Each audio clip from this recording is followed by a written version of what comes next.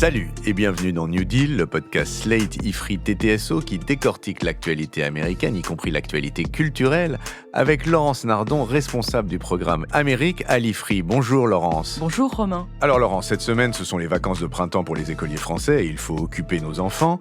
Mais c'est pas pour ça qu'on les emmènera dans un des festivals de musique dont la saison vient de commencer aux États-Unis et en particulier dans le plus grand d'entre eux, le festival de Coachella qui se déroule sur 2 week-ends, celui-ci du 12 au 14 avril et le suivant du 19 au 21 avril. Alors Coachella, c'est ce grand festival de musique en Californie, une véritable institution, c'est l'endroit du cool. Mais ce n'est pas le seul festival américain, loin de là. Les États-Unis n'ont rien à envier à la France en matière de festival, c'est un paysage extrêmement divers, avec ses évolutions et ses problématiques. Et c'est là-dessus que j'aimerais vous entendre ce matin, Laurence. Vous avez raison Romain, les États-Unis comptent de très très nombreux festivals et sur tous les thèmes. Là, avec Coachella, dont on va reparler, on évoque la musique. Il y en a d'autres, par exemple le festival de jazz de la Nouvelle-Orléans, qui va se tenir bientôt, c'est fin avril, début mai. Il ne faut pas le confondre avec les célébrations de Mardi Gras qui ont lieu en février-mars à la Nouvelle-Orléans. Mais il y a aussi des festivals de théâtre, et là, beaucoup ont le nom de Shakespeare dans le titre. On est dans le monde anglo-saxon, donc on ne peut pas éviter cette référence. Il y a aussi des festivals de cinéma. Alors, à Hollywood, c'est un peu le festival toute l'année, avec toutes ces remises de prix extrêmement suivies. Le festival de cinéma qu'il faut suivre, c'est celui de Sundance, qui parle de cinéma indépendant. Il se déroule dans l'Utah, il y a 2 lieux près de Salt Lake City.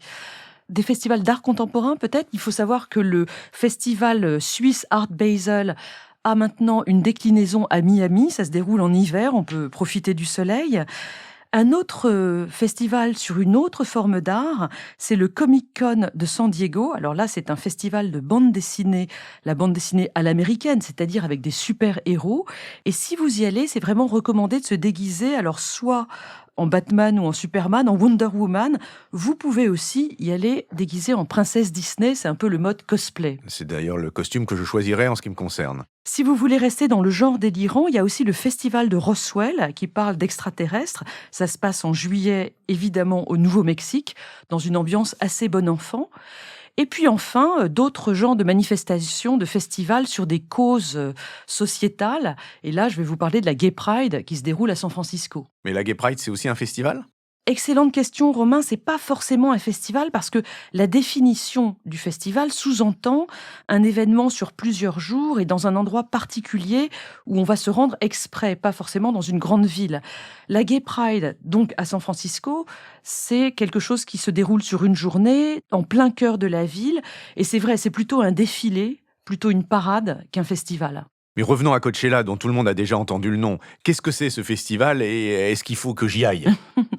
Alors, c'est un festival de musique qui a été fondé en 1999. Il est organisé en Californie, près de la ville de Indio. C'est dans le désert du Colorado et plus précisément donc dans la vallée de Coachella. C'est aujourd'hui le plus grand festival de musique aux États-Unis. Peut-être au monde, je ne sais pas. En tout cas, en 2023, il y a eu une participation record avec 500 000 personnes qui s'y sont rendues. Et qu'est-ce qu'on y écoute comme style de musique ? Il y a une 60aine de groupes qui se produisent, rock, pop électro, hip-hop. La programmation est identique sur les 2 week-ends. Pour en savoir plus, je suis allée sur le site de Coachella et cette année, 2024, on va pouvoir entendre Lana Del Rey, Blur, DJ Snake et la Belge Charlotte de Witte. Pour être tout à fait honnête, je ne connaissais pas la plupart des noms, donc j'invite les auditeurs à aller voir eux-mêmes. Moi, j'invite les auditeurs à attendre le disque de country que va sortir Lana Del Rey en septembre. Et Lana Del Rey, pour ceux qui aiment la country et pour ceux qui aiment Lana Del Rey, je fais partie des 2 catégories. C'est une idée absolument géniale, tant cette voix est évidemment faite pour cette musique. Je referme la parenthèse. Et alors, si je veux aller à Coachella cette année pour écouter Lana Del Rey, comment je fais ? Hier, 9 avril, il restait des places pour le second week-end. Il faut compter $600 pour une participation les 3 jours de ce second week-end. $600, mais il faudra payer en plus la navette pour y aller et le logement, soit camping, soit hôtel, une fois que vous êtes sur place. Vous pouvez trouver des deals dans des hôtels un peu corrects à partir de $3 500 ou $4 000. Ah oui, donc c'est plutôt pour des gens qui ont les moyens, non ? Oui, d'autant plus que le spectacle est aussi dans la salle. Enfin, pas vraiment dans la salle, puisque c'est en plein air, dans le désert. Il faut, si vous y allez, prévoir des tenues dans un mode un peu désert chic ou peut-être bohème de luxe, comme vous voudrez. Et évidemment, c'est là l'un des reproches qu'on fait aujourd'hui à Coachella, c'est que c'est un festival aujourd'hui très gentrifié qui attire les stars d'Hollywood et les élites de la côte Est et de tous les États-Unis en réalité. Oui, mais avant d'être des destinations pour bobos argentés, les festivals américains ont une histoire d'événements un peu subversifs, non? Alors là, Romain, je vous vois venir, vous voulez que je parle de Woodstock, l'un des premiers grands festivals de musique, un événement unique qui s'est déroulé du 15 au 18 août 1969 dans l'État de New York. Woodstock, c'est vraiment une référence, ça a été, si vous voulez, l'apothéose de deux mouvements. D'une part, tout ce qui était hippie, flower power, donc une branche un peu apolitique des mouvements des années 60. Et puis de l'autre côté, il y avait aussi sur place, très présents, les éléments relevant de la contre-culture américaine, donc des années 60, avec des manifestants anti-guerre du Vietnam, des représentants des mouvements de libération des Noirs, des femmes, des gays, etc. Cet événement, qui était prévu au départ pour 50 000 spectateurs, a fait l'objet d'une sorte de buzz avant Internet, à l'été 1969. Un succès fou, puisque au final, ce sont 450 000 personnes qui se sont rendues sur place pour écouter 32 groupes. Ce qui fait que Woodstock reste très présent dans la culture et dans la mémoire aujourd'hui, c'est que d'excellents enregistrements audio et un petit peu moins bons vidéo ont été faits des concerts sur place qui ont permis par la suite de conserver les événements musicaux des chansons qui ont été interprétées de manière spectaculaire sur place. On parle de Joe Cocker, on parle de Jefferson Airplane, et puis évidemment l'hymne américain joué par Jimi Hendrix.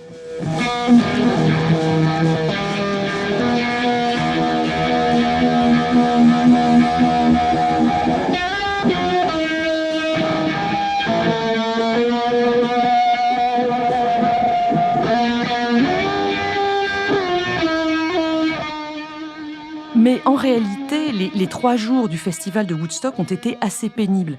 Il a beaucoup plu et les champs se sont transformés en champs de boue. Il y avait énormément d'usage de drogue, notamment de LSD, avec pas mal de bad trips derrière. Beaucoup plus de monde que prévu, donc pas assez de nourriture, pas assez de toilettes, etc.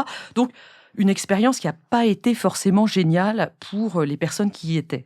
Et les rééditions de 94 et 99 ont pas été formidables non plus, non? Non, c'était pas du tout réussi. Mais ce côté contre-culturel des festivals, c'est un peu terminé aujourd'hui, non? Le seul festival qui semble vraiment hors des sentiers battus, c'est le festival de Burning Man. Alors dites-nous un petit peu ce que c'est que ce festival de Burning Man. C'est un événement qui date des années 1980. On le confond souvent avec Coachella parce qu'il se passe aussi dans le désert, en l'occurrence dans le Nevada, à côté d'un lieu qui s'appelle Black Rock, mais les deux événements n'ont rien à voir. D'abord, Burning Man, c'est pas un festival de musique, c'est même pas d'ailleurs un festival, selon les organisateurs qui parlent plutôt d'un rassemblement, donc un rassemblement d'expression artistique libre, c'est plutôt un festival d'art alternatif et surtout de performance dans un esprit communautaire plus ou moins écolo aujourd'hui. Oui, mais concrètement, ça veut dire quoi tout ça? Alors tout le monde se réunit pendant une semaine dans une ville qui est construite de manière temporaire à Black Rock, donc. Tout le monde peut s'y exprimer, construire de vastes sculptures dans le désert. Il y a beaucoup de gens qui amènent leurs voitures qu'ils ont transformées en œuvres d'art. On les appelle d'ailleurs des cartistes. Je ne sais pas si vous saisissez l'astuce. Je l'ai. Et à la fin de la semaine, on brûle un immense mannequin en paille qui donne son nom au festival, donc Burning Man. Au tout départ, dans les années 80, Burning Man était un feu de joie qui se déroulait le 21 juin, donc pendant le solstice d'été. C'était sur la côte de Californie, près de San Francisco. Aujourd'hui, le festival a lieu la dernière semaine d'août, juste avant le premier lundi de septembre. Un autre marqueur de ce festival, c'est qu'il y a énormément de drogues qui sont consommées sur place et que les participants viennent pour le coup avec des costumes vraiment incroyables. Alors, j'ai parlé de desert chic pour Coachella. Burning Man, il faut que ce soit encore plus spectaculaire. Si vous allez voir les photos sur Internet, vous verrez qu'il y a pas mal de femmes qui ressemblent un peu à Princess Leia dans son maillot de bain doré, vous voyez. Oui. Mais vous pouvez aussi venir habillé de manière tout à fait négligée, voire malpropre. On peut aussi, il y a quelques personnes qui le font, pratiquer le naturisme à Burning Man parce que le mot d'ordre, c'est la liberté d'expression de chacun. En bref, je ne suis jamais allée à Burning Man, mais tout ce que j'entends, c'est que c'est une expérience absolument délirante et irremplaçable. Et alors les chiffres derrière tout ça ? Burning Man reste beaucoup plus exclusif que Coachella. J'avais dit 500 000 personnes en 2023. À Burning Man, il n'y avait que 70 000 personnes, donc beaucoup plus petit. Et pour ce qui est des tarifs, votre question tombe bien parce que l'ouverture des ventes pour le festival 2024, c'était aujourd'hui, le 10 avril à midi. On a une période de 2 jours pour acheter les tickets à tarif normal, c'est-à-dire $575 par personne et $150 si vous voulez amener votre voiture. Il faut compter en plus le trajet jusque dans le Nevada, les autres frais, les taxes du Nevada qui sont assez élevées, donc c'est pas tellement moins cher que Coachella. Mais si on compare Coachella et Burning Man à Woodstock dans les années 60 dont vous parliez, Woodstock qui était véritablement une sorte d'incarnation des contre-cultures américaines dans les années 60, est-ce qu'on peut dire qu'il y a une représentation idéologique ou sociale de l'Amérique dans ces deux festivals ? Alors vraiment, je crois pas, parce que d'abord, il faut avoir les moyens, c'est pas n'importe quel Américain qui peut se rendre dans ces 2 événements. Et puis, l'autre problème qu'il faut pointer, c'est qu'il y a vraiment pas beaucoup de minorités dans le public de ces 2 festivals. Vous évoquiez Woodstock, à l'époque, il n'y avait pas non plus eu beaucoup de minorités dans le public. Mais enfin, les temps ont changé, on pourrait s'attendre à ce qu'il y en ait plus à Burning Man et à Coachella. Alors, il y en a dans le line-up des groupes qui se produisent. Il y avait Jimi Hendrix à Woodstock. Aujourd'hui, il y a eu Kendrick Lamar à Coachella. Il y a eu Beyoncé en 2018. Mais là, vraiment, je veux parler du public. En 2022, à Burning Man, on avait 80% de festivaliers qui se définissaient comme blancs non hispaniques, vous savez, cette catégorie du bureau du recensement américain, 8% d'asiatiques, 10% d'hispaniques et 2% seulement d'africains américains. Donc, c'est vraiment pas du tout représentatif de la société américaine dans son ensemble. Qui plus est, on dénonce régulièrement le fait que certains participants se font des costumes avec des éléments afro-américains et surtout amérindiens. On parle donc et on dénonce une appropriation culturelle. Mais est-ce qu'il y a, à contrario, ou en tout cas parallèlement, des festivals proprement afro-américains ? Oui, il y en a, et il y en a toujours eu, parce que si on remonte de nouveau à Woodstock en 1969, eh bien, pendant ce temps-là, en juillet-août, il y a eu une série de concerts gratuits à Harlem. Ça s'appelait le Festival culturel de Harlem, mais on a parlé ensuite d'un Black Woodstock, entre guillemets, des concerts gratuits, donc, avec Stevie Wonder, Nina Simone, B.B. King, qui ont attiré pas moins de 300 000 personnes. Jesse Jackson, d'ailleurs, l'un des compagnons de Martin Luther King, y a été et a raconté par la suite que ça l'avait consolé de l'assassinat de Martin Luther King l'année précédente. Et aujourd'hui, qu'est-ce que c'est devenu tous ces festivals ? Il y en a encore énormément. On peut vraiment dire que ce festival Black Woodstock a trouvé ses héritiers. Je vous cite par exemple le festival Afropunk qui a été créé à Brooklyn en 2005. Il a essaimé aujourd'hui à Atlanta notamment et même à Paris, il y a eu quelques éditions. Tout ceci, pour conclure, Romain dessine un paysage de très nombreux festivals, très sympathiques, mais qui en même temps ne semble pas être très fédérateur pour l'ensemble de la population américaine. Effectivement, Laurence, on peut voir là encore un témoignage de la polarisation de la société américaine dont nous parlons podcast après podcast. En ce qui me concerne, Laurence, je serai bien entendu, comme chaque année cet été, du 19 au 21 août, à mon festival favori à moi, qui est la fête à la saucisse à Saint-Geniès dans le Périgord noir, et je me réjouis de vous y retrouver. D'ici là, on aura le temps d'en reparler. Merci et à la semaine prochaine. Merci Romain, à la semaine prochaine. Retrouvez New Deal chaque semaine sur Slate Audio et toutes les plateformes de podcast.